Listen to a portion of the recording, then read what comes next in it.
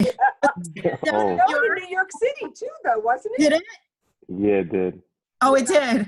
hmm Same here in Massachusetts, It was but weird. probably not quite as much accumulation. Yeah, it Right, wasn't too right. bad. How's your new job, Josie? It's going really well.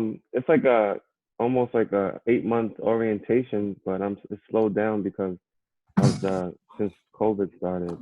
But it's very interesting.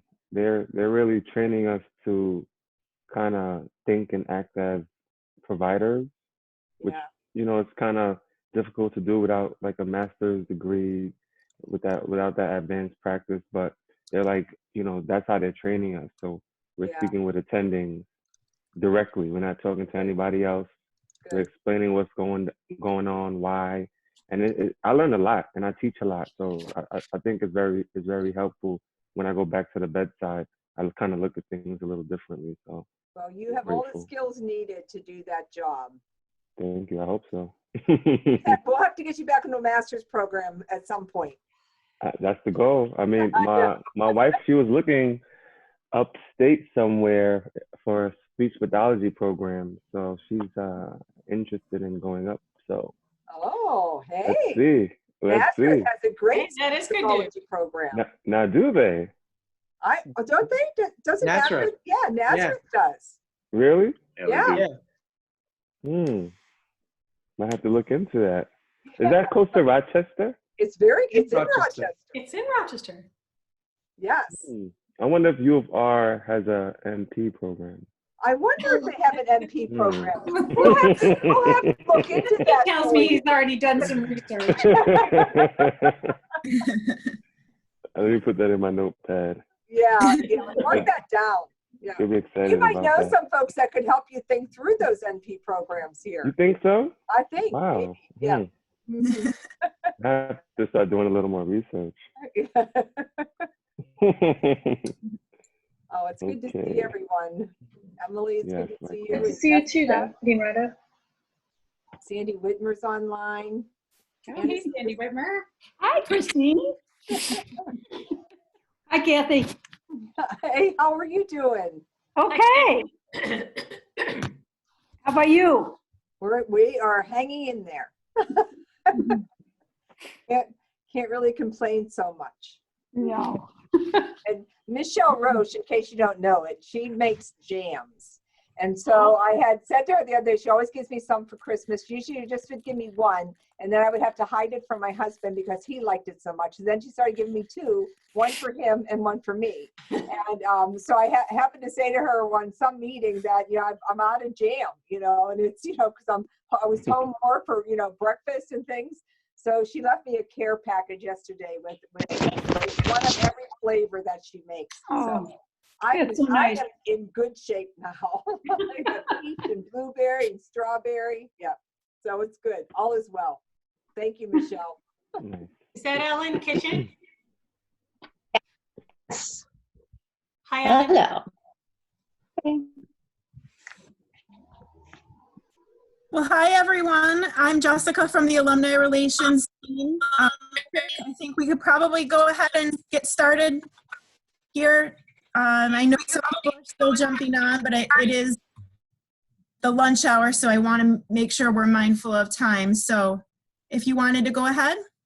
Just one quick reminder to everybody, just if you are on audio, just make sure to, of course, mute yourself if you're not asking a question. If you wanted to ask a question, just wave your hand, or you can use the chat feature and unmute yourself. But if you're not speaking or asking a question, just put yourself on mute. So, Patrick, it's all you. Well, hello everyone and welcome. This is supposed to be a fun activity. This is Nursing in Times of Crisis, Patient Care and Self-Care. My name is Patrick Hopkins. I am one of the co-directors of the Accelerated Programs for Non-Nurses. I'm also a neonatal nurse practitioner, and I am a member of the Ethics Committee in Strong Memorial Hospital. I have the pleasure today to introduce the 5th Dean of the School of Nursing, Kathy Rideout. Quick story about Kathy. She taught me the final course in my master's program. And it wasn't until 2 years after I'd finished the master's program, I found out that Kathy actually had a doctorate. And we should have been calling her Dr. Rideout, but she was always just Kathy.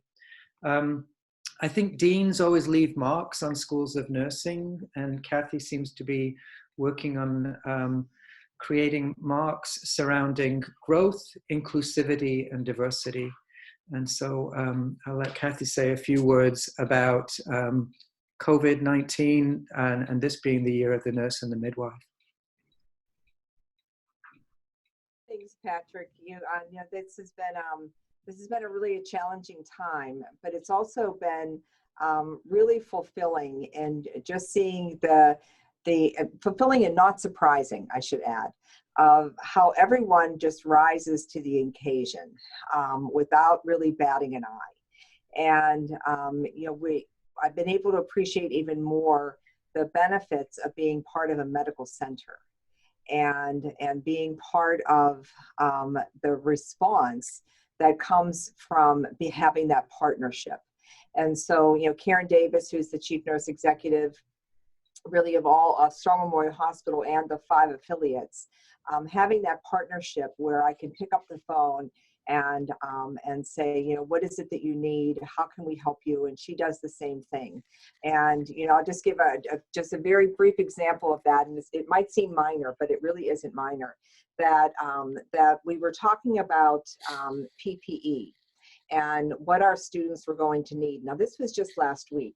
And the orthotics department here at Strong Memorial Hospital, we're not making as many orthotics right now because the whole ortho division really has, you know, shut down for a period of time.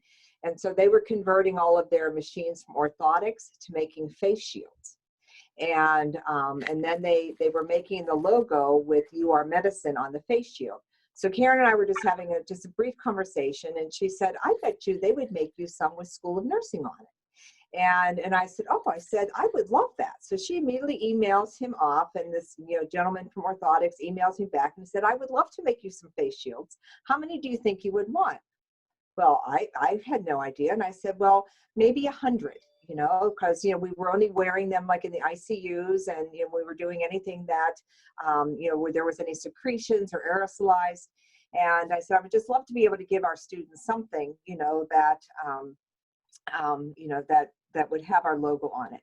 And so within the past 5 days, the university, the medical center has now determined that any patient contact that a clinician, any healthcare worker has, they have to have a face shield.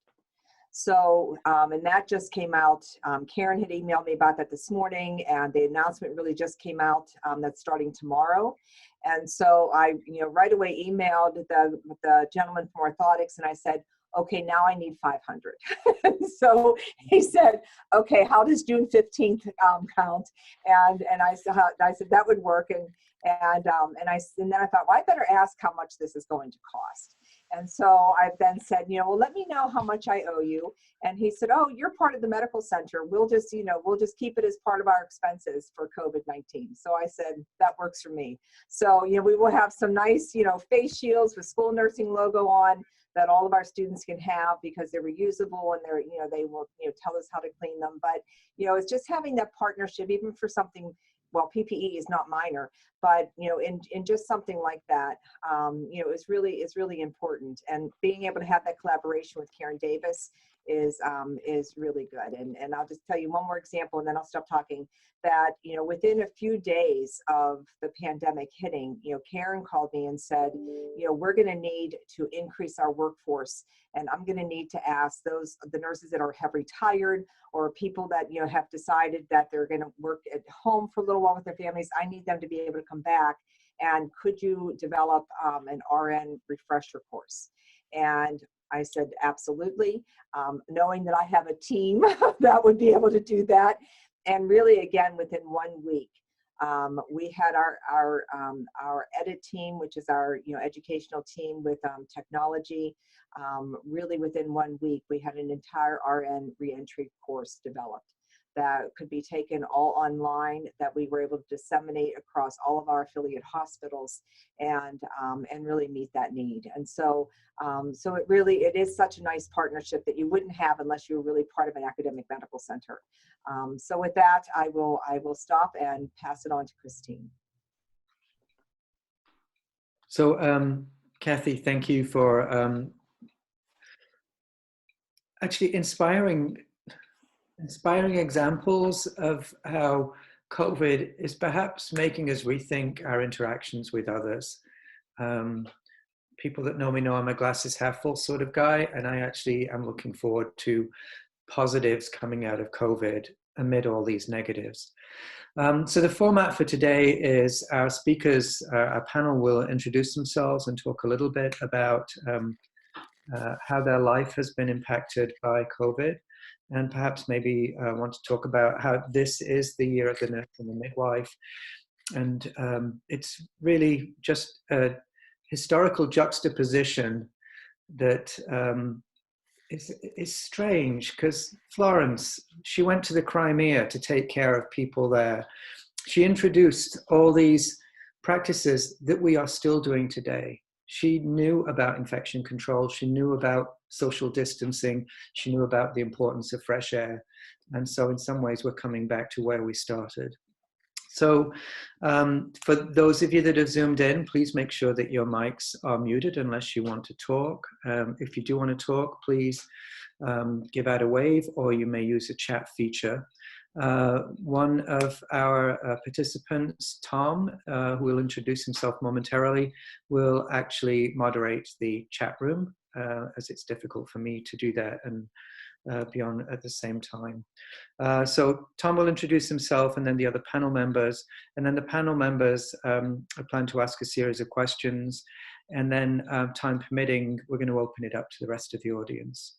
So Tom, if you would like to introduce yourselves and tell us a little bit about yourself. Oh, thank you, Patrick. And it's such an honor to be here. Thank you, Dean Rideout, for giving me a little push to participate in these things, and I really appreciate it.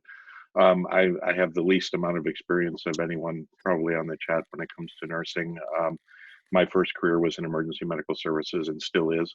But about a year or so ago, I decided to make a transition into hospital-based care and take on a clinical role again. And so I planned it out and took a year off to do the accelerated program. And I'm just really excited to finish the program in August and start a career in nursing. And there are so many parallels between what we do out in the field. I'm still a practicing paramedic. And I've just learned so much that I didn't know. And it's so exciting to become a nurse and pursue this career. So after a little more than 25 years of being outside the hospital, now I plan to be inside the hospital and caring for patients again, hands-on all the time. So thanks so much for the opportunity. And my background is in EMS, as I said, but I've worked in a number of places internationally, done a lot of work in disaster management, and have had a number of leadership roles in emergency services. And so my perspective is probably a little bit different than someone on the panel and some in the group. But I'm here to listen and learn more than anything else. So thank you.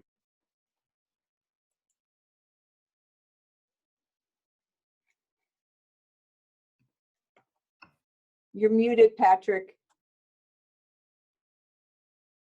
I was being the good host. And so what I said was, thank you, Tom. And Josie, would you like to introduce yourself?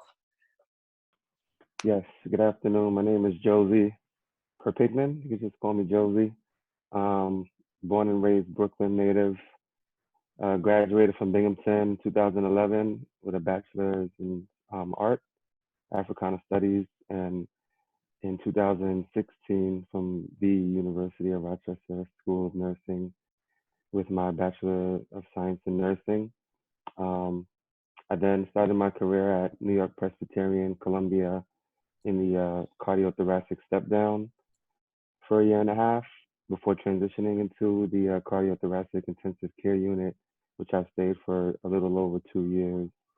From that position, I went over to take on a position as a transplant coordinator at Live On New York, which deals with organ donation, which is my current role.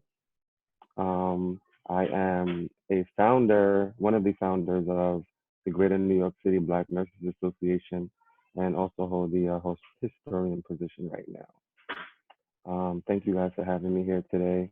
I have a soft spot in my heart for the University of Rochester School of Nursing, Patrick, Dean Rideout, and everyone else. Thank you guys. Did I miss anything introduction-wise? No? No, I think you did fine. Thank you. Christine, would you like to go ahead, please? And thank you, Josie. Yes, following Josie and Tom already, some great experience. Well, thanks so much for having me. I'm Christine Tibaldi. I'm a psychiatric nurse practitioner and was really professionally born and raised in Rochester. Rochester is an amazing place to learn to be a psychiatric nurse. And so I did my undergrad work at Rochester back in the day when there was a traditional undergrad program. So I did a dual major, psych and my BSN, and I had no idea what I was in for. It's, you know, my great privilege and good fortune that I actually was able to do a capstone project in the psychiatric emergency room. And the nurse manager at the time said, "What are you going to do next?" I said, "I don't know." She said, "Do you have a resume? Because you ought to just make one up. 39000 is hiring." And 39000 is an inpatient unit there at Strong Memorial Hospital and University of Rochester Medical Center, where I first met Sandy Whitmer as one of my first preceptors. She's on the line with us today, and there may be some others. And it is really an incredibly special place. I loved, Dean Rideout, that you were talking about just how unique it is to have a school of nursing as part of an academic medical center. It's really a special place for lots and lots of reasons. And so I did the first decade of my career there at the University of Rochester, and my last position before I moved back home to Massachusetts, where I am now, is actually the nurse manager of that very same psychiatric emergency program. And so what a wonderful place to learn to be a psychiatric nurse. I did my master's while working at the methadone maintenance program.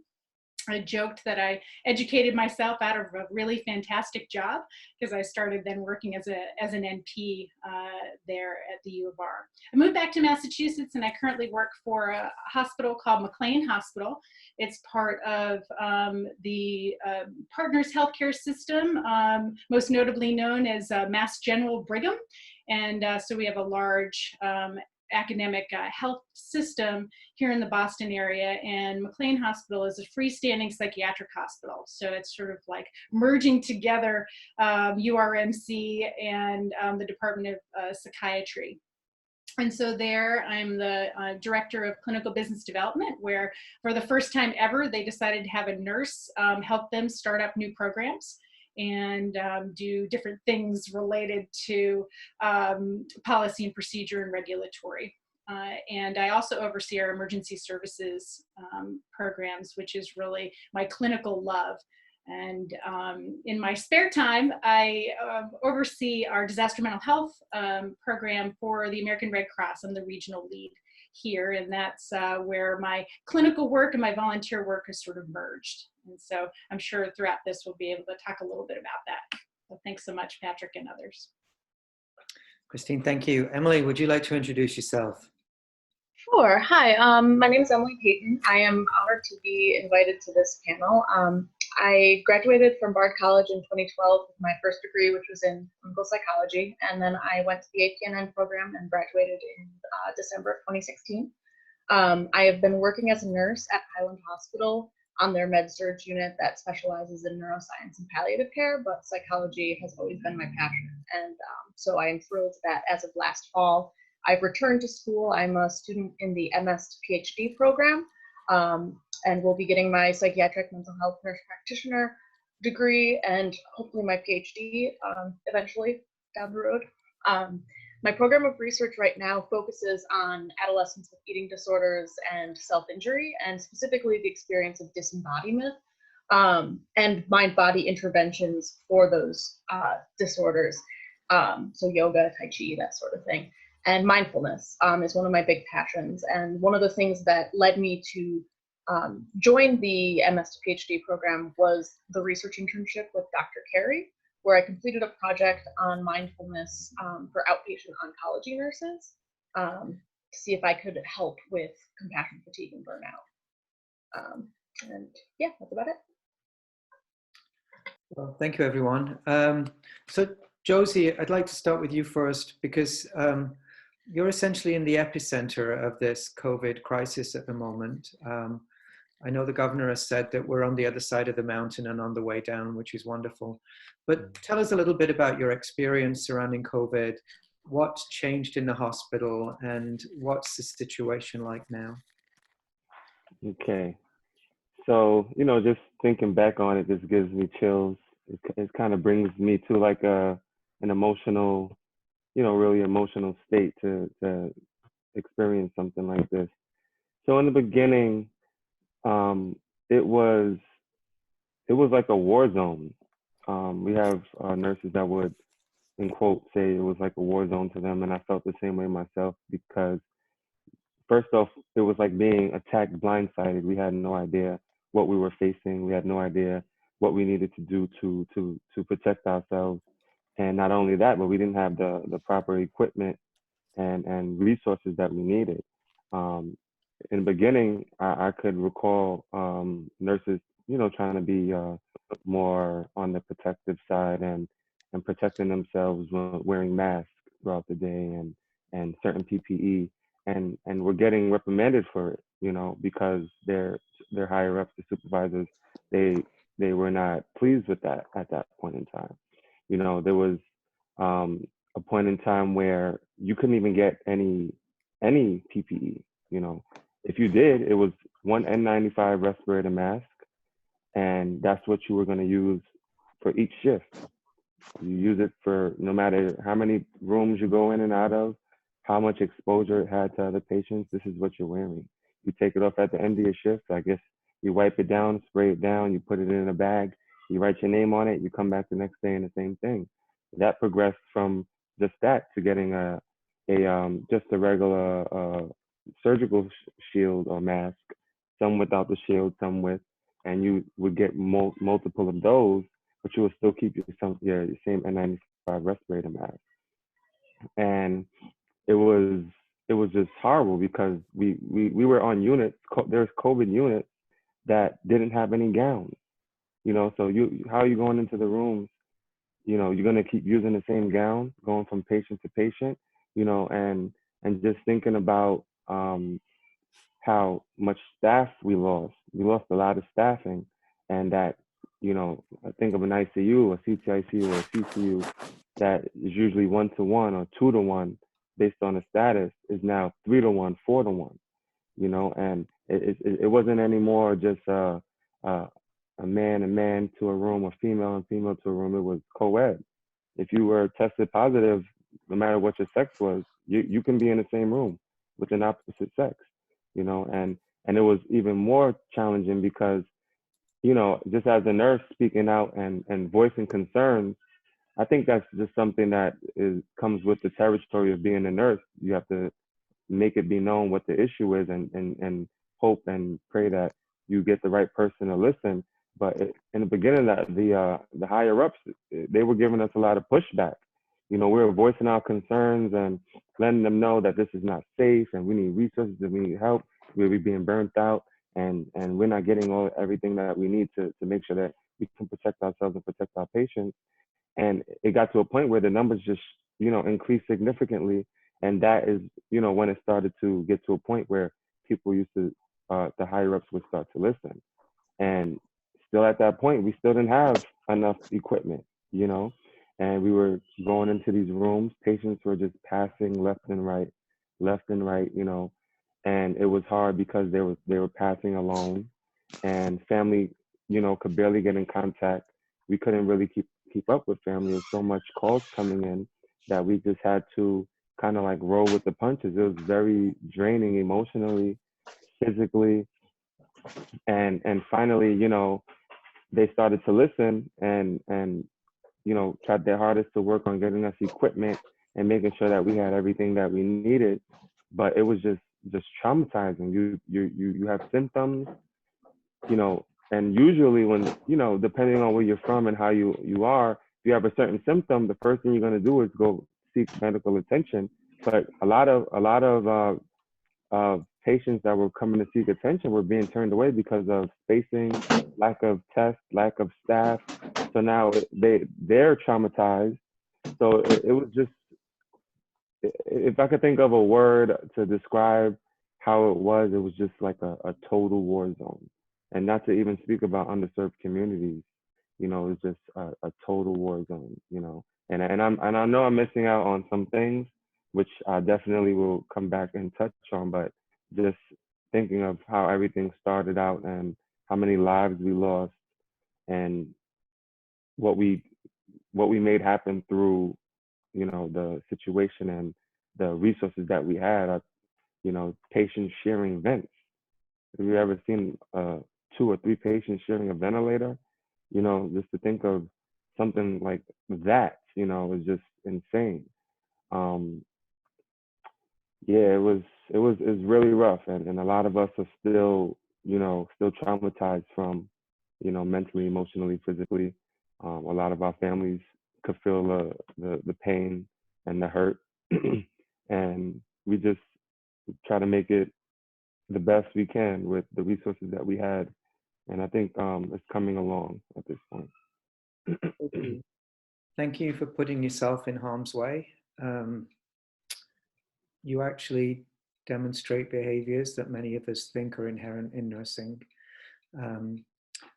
What I appreciated in your voice, though, was a sense of frustration and levels of distress. So, Christine, I'd like to move on to you. And what are some of the biggest emotional and mental stresses that you've observed that are impacting nurses that you work with? And how is this crisis different to previous crises?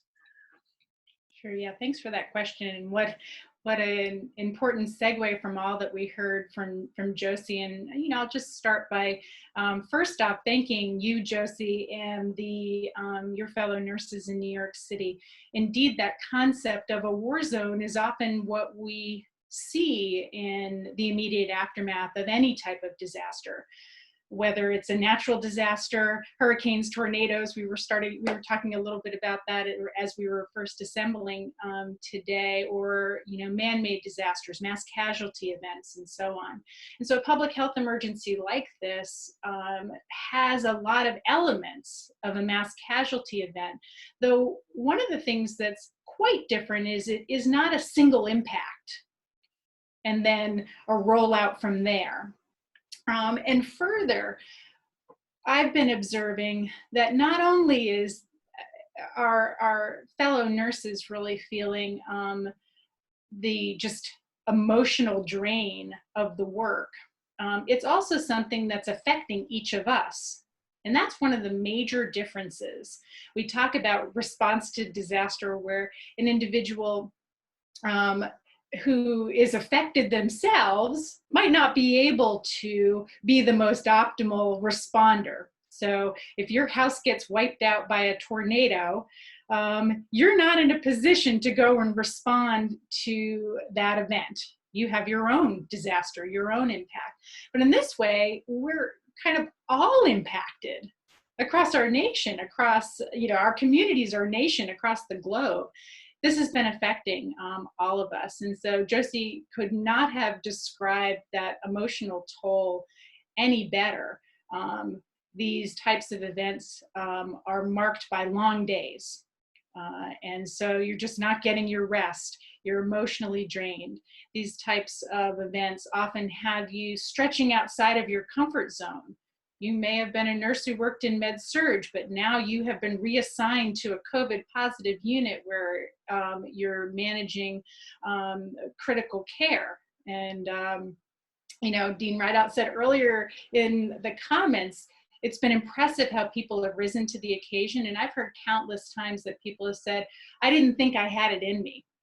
I'm stretched out of my comfort zone, but I didn't think I had it in me. And people are really talking about the stress and strain of this. But I'll just go back to us all being impacted. As we think about concerns about not having enough PPE, not knowing what's next. Those of you who've been working in medical settings know at the beginning of this that every day was a new day. The moment we figured out some sort of policy on infection control or patient screening or what PPE was required, that guidance was good for about a day until it wasn't. And partially that was because people like Josie were bringing forward information saying, well, this isn't quite right.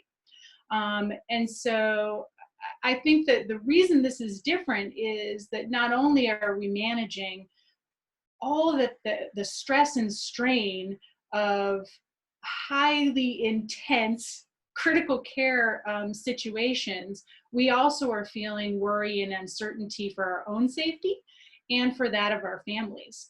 And that's been a marked difference in my observation in terms of how people are managing it. It's sort of a double whammy that we're experiencing in some way.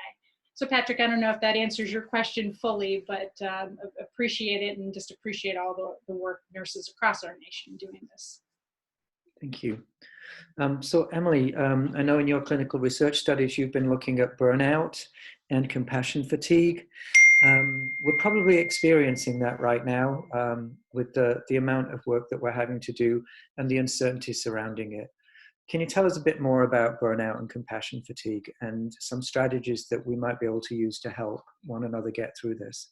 Absolutely. So frontline workers are definitely experiencing a tremendous amount of compassion fatigue and burnout.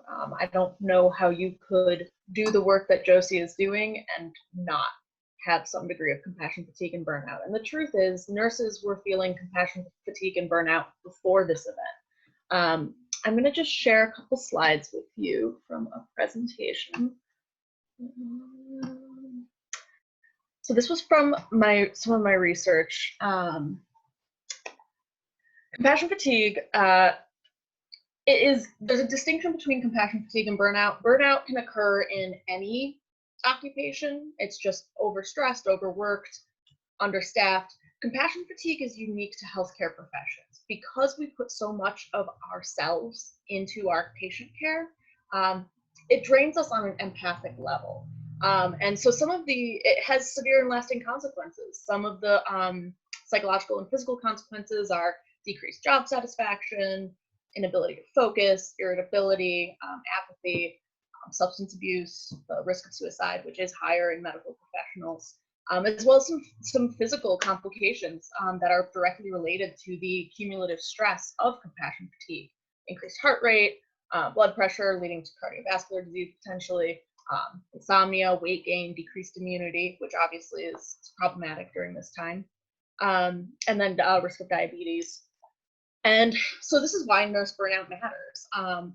It's been correlated with patient outcomes and system outcomes. Basically, the moral of the story is happy nurses equal happy hospitals and happy patients.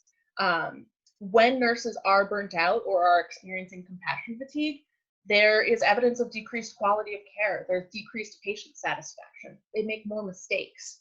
And in terms of a systems outcome, there's more absenteeism, more turnover, and then just increased hospital cost. The research shows that, and this is pre-COVID, but the the turnover rate nationally for nurses is 16.8%, and there's a vacancy rate of 8.2%. And it costs on average $38,000 to $61,000 to replace every nurse who leaves their position. So it has some pretty significant consequences.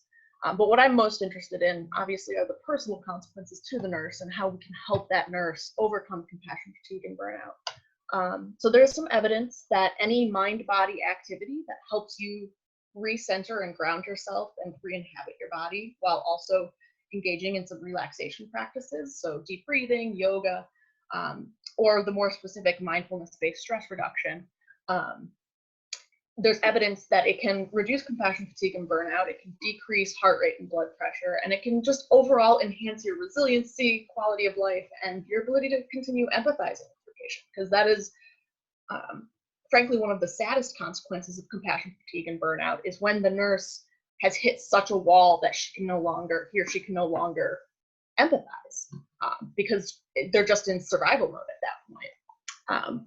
And let me just stop sharing. So my recommendation, the only recommendations I can make are to be gentle with yourselves, to give yourself the same compassion and care that you give your patients every day. And that the notion of self-care is often thought of as a luxury. I feel like, especially by nurses, you know, getting enough sleep, eating good nutritious food, drinking enough fluids in a day. Self-care is not a luxury. Self-care is a necessity. And I can't stress that enough, that to survive this crisis, we have to double down on our own self-care, so that, you know, it's the airport or airplane message of, you can't, you know, you put your oxygen mask on first before you help others. The only way that we can continue to serve and care for our patients is if we care for ourselves. Thank you for that question. You've actually ended up filling in on what was going to be my next question. And I do love that metaphor. Should oxygen masks deploy, please put your own on before assisting other passengers. What happens when the oxygen masks aren't there? And that is the question. And unfortunately, we are seeing increases in, you know, mental health issues in these frontline workers. There is evidence of post-traumatic stress that is developing. And again, how could it not? There are, unfortunately, stories coming out about nurses and physicians and other healthcare providers committing suicide. And that's one of the biggest tragedies to come out of all of this, is these frontline workers who put their lives in danger. The mental trauma that they experience is so great that they don't have the coping skills necessary to deal with those feelings and that trauma. And so beyond basic self-care, which again is not a luxury but a necessity, I encourage people to reach out to hotlines and to engage in practices that feed their soul, that refill their tank, because I believe that, you know, burnout and compassion fatigue, but especially during this time, it's like a battery, and it just drains your battery. And if you're running on empty all the time, eventually that's going to have psychological consequences. And so whatever activities you have that recharge that battery, whether that's hiking or playing music or reading or, you know, what have you, something that brings you joy and can help to recharge that battery after the end of a long day, is going to be immensely valuable to protecting your mental health. Great, thank you. Tom, would you mind giving us a bit of a student's perspective? What's been happening to you? How has this left you feeling? I know you've got 27 years experience in emergency services. So I would imagine that you're pretty resilient, but I'm sure that you're experiencing various feelings and emotions. Well, I think, you know, I mean, I can definitely speak for myself, and I think I can probably speak for some students. It was, when all this started, it was really complicated for us because all of a sudden we didn't go to school anymore. We stopped going to clinicals, and we knew what was happening. And everyone that I know in my cohort and most nurses that I know do it because they want to help people. And all of a sudden we had to stay at home and we couldn't do anything. And so that's a frustration, you know, and there's, you know, I continue to work as a paramedic. And so I've been out and seeing patients, but I was conflicted because I was concerned about becoming infected working as a paramedic and then not being able to go back to school in case we went back. And then the word came out that we weren't going to go back at all this semester, at least physically. And so I said, well, okay, you know, I can go out and work. And I said, well, what if I get sick and I can't go to class? And so it was a conflict. And so I've actually worked a little bit less than I would like, but there's an amount of guilt that goes into that as well, because I know so many people that are out caring for patients and in the hospital as well. You know, all of our preceptors and everyone that we've worked with in the hospitals that have been trying to teach us, all of a sudden we don't have contact with them anymore. And it's frustrating because we're all prepared to go out and we want to take care of people, but we just can't do it yet. And so that's been a frustration. There's been guilt involved, And so I started doing some volunteer work with the county in addition to my paramedic work. But all that comes at a risk, and there's personal risk involved. And I have a family, and I have a young daughter, I have an elderly mother, and what do you do if you get sick? And so these are all things that people worry about, but you keep going, I guess, because it's sort of what we do. People are wired to take care of one another, and I think that's what nurses do. And for me, it's an honor to be part of it. But as we finish up this year and our cohort graduates in August, we're going to join an absolutely exhausted workforce. I know that there are nurses that have left the profession. I know that there are nurses that are burning out, and we're going to join that group. And there's some apprehension, there's animosity, and there's fear. I don't know of anyone in my group that has decided, to change their minds and do something else. But I'm sure it goes through people's minds. Did I make the right decision? I thought nursing was, yeah, we go take care of people, but it's rosy and you make people happy and they smile. And it's actually a very dangerous job now, and it's scary. So there are a lot of emotions that go into it. I mean, I don't have any doubt that I made the right decision to come to the U of R. The faculty's been incredible and supportive, and the program has adapted amazingly, I think. I think that there might have been a reason to say, let's suspend everything for a little while till we can figure out what the heck is going on. I think the need for more personnel in the workforce, and for lots of other reasons, no one gave up. And so thanks to the faculty and thanks to the dean for not giving up on us and saying, let's just wait till the fall and see what happens. I think we're all ready to go out and work. We want to get back to clinical. We want to get back to class. Everyone's very enthusiastic, and but joining that tired workforce is going to be scary. I think there will be some rewards because everybody needs a vacation now. I've said that a bunch of times. I know that everyone's going to want to take time off, and so they're going to there's a lot of new nurses that are going to be out there, and we're ready to come and help and relieve you guys. Thank you. So you were expressing feelings of support. Josie, have you experienced being supported? And if you have not experienced being supported yourself, have the New York City nurses ended up supporting other parts of our nation? Because being on the front line, you guys discovered a lot of things first.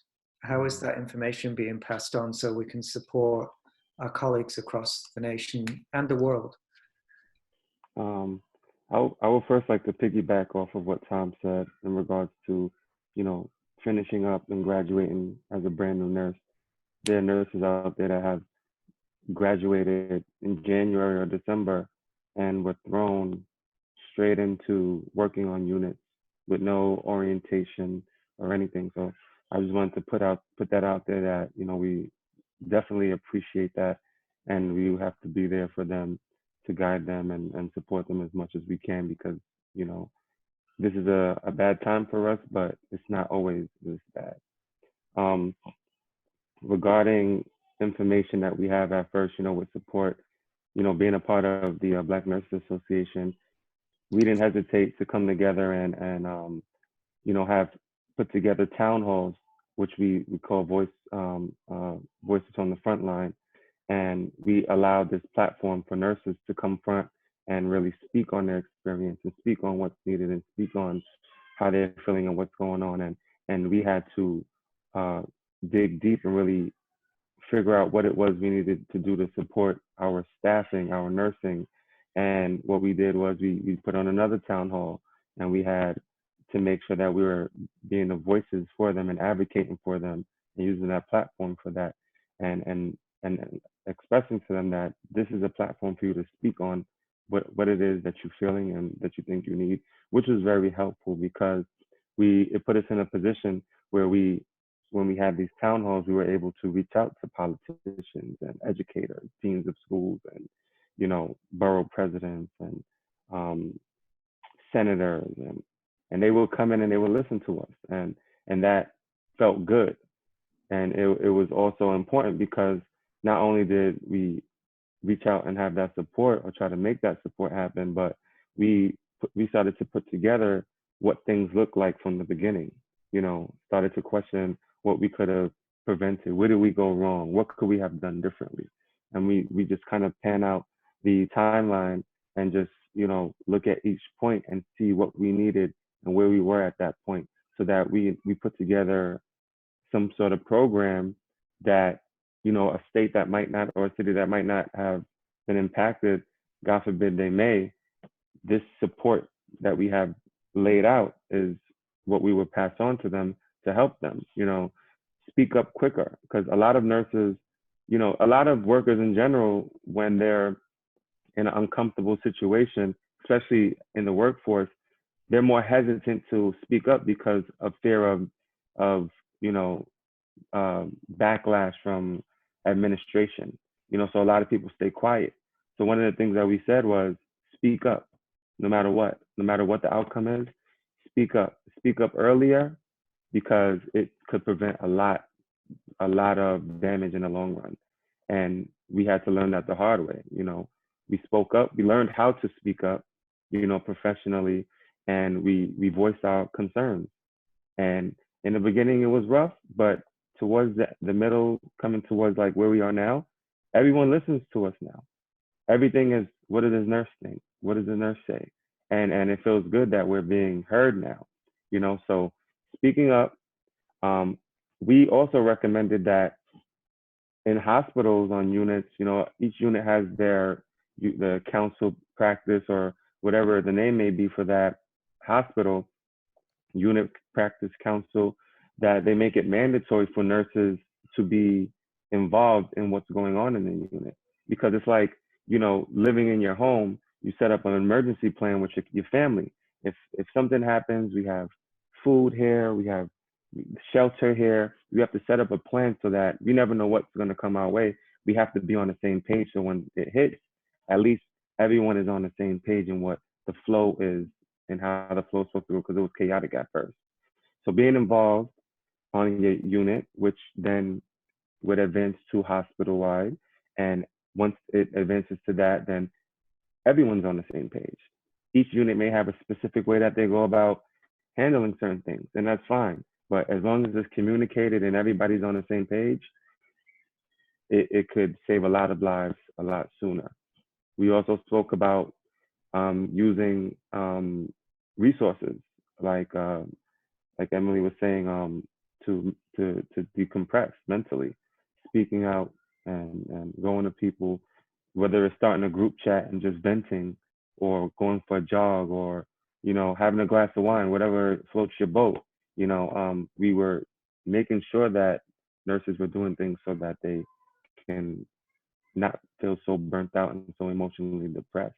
We went from being able to, as a nurse, being in contact with our patients, touching our patients, to, you know, extending tubing from the pumps from the patient's lines, and just extending tubing to outside of the room and taping them against the wall so that the pumps can be on the outside of the room, so that we can titrate drips without going into the room, because we can't go into the room as often as we would usually or would like to because of the exposure. You know, so it's working with what you have and making the best, using iPads, iPhones to go in FaceTime the family members for a couple minutes, just to give them some hope and let them know that we're doing the best that we can. You know, so definitely speaking up, finding support, finding people that are feeling like you, and encouraging them to speak up and come forth with a plan that is going to make you guys protect yourselves and do better for the patients at the bedside and the families, and also helping nurses nationwide. You know, Patrick, I just need to make a comment, if it's okay with you, and a quick question is, you know, I'm almost in tears, you know, just hearing, you know, everything that you all are talking about, and you know, just being, you know, I've always been proud to be a nurse, always, and just to hear what you all as nurses are doing, and soon to be nurse Tom, that these are just incredible stories, and you know, we're going to need to capture some of these down the road, you know, as we move forward. And, you know, I know that, you know, early in my career, you know, was when the HIV/AIDS epidemic hit. And before that, we didn't wear, we had no universal precautions. We didn't wear gloves. We didn't wear masks. I mean, we none of that existed before the AIDS and HIV epidemic hit.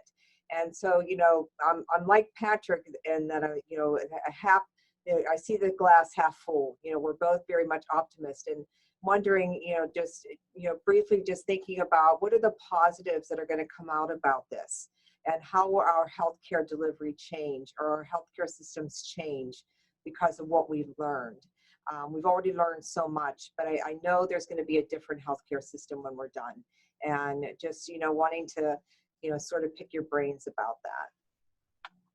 And then I'll go get some Kleenex. And then just piggybacking on Kathy's thoughts, the ones of you that know us, you know we always talk about you needing to have mentors. And Josie, what I heard you saying was you need to be involved, you need to be prepared, and you need to have someone to go to. How can alumni relations help our new graduates in terms of providing some of you with mentors, a contact person, a coach, a trusted advisor? And so these are some of the questions that the university is actually throwing out to all the participants today. How can we help each other all be successful? I saw a meme this morning that said, we're all in the same boat. And underneath it said, no, we're not in the same boat. We're all in different boats. How do we help each other patch our boats up when they spring a leak? And I think we have to think about making connections with one another. So I'm going to throw that open to everyone if anyone's got any thoughts or ideas on it. So that actually kind of brings me to the research study that I did, which admittedly was just a pilot study and would need much more replication before it, you know, the results could really be conclusive. But it was a randomized trial of individuals with mindfulness therapy, and just 10 minutes of a brief guided meditation before the start of their shift did show evidence that it reduced their blood pressure, reduced their heart rate, and reduced their self-reported stress. And they did that twice a week for 4 weeks. And at the end of that 4-week period, they completed again a measure on burnout and compassion fatigue. And it was found, I found that their levels of burnout and compassion fatigue had decreased. And so I really love the idea of, like, at the beginning of a shift, just a 5-minute group mindfulness, just everyone take a few moments to do some deep breathing and really prepare yourself for the start of the day. I think there's something really beautiful about the group synergy of like a mindfulness activity. And not only do I think that builds teamwork, I believe that it, like you mentioned, you know, I think that especially during this time, there's such a need for connection, and nurses have to help each other. And I think that's what we do best. And so I really love the idea of, you know, as part of policy, having a brief, you know, 5-minute mindfulness meditation at the start of a shift or at the end of a shift. And I think that would go a long way to at least reduce some of the physiological indices of stress, as well as some of the psychological consequences. So perhaps I agree with Emily. My last position was a leadership position, and I was lucky enough. I went to a program at MIT for leaders and took a couple of neuroscience classes from a psychiatrist, a British psychiatrist actually, Patrick.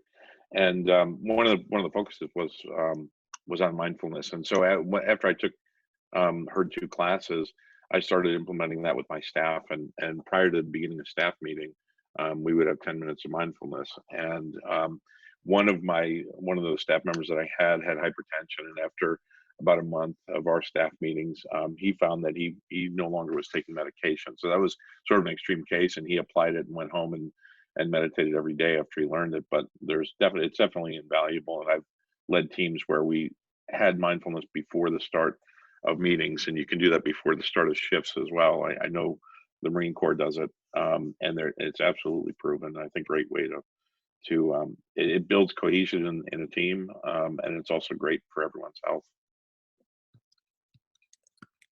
Patrick, just real quick, this is Jessica from the Alumni Relations team. Thank you to Tom and certainly Emily on your answers. Patrick, one thing I wanted to mention as it relates to, you know, how can alumni help? How can alumni relations help?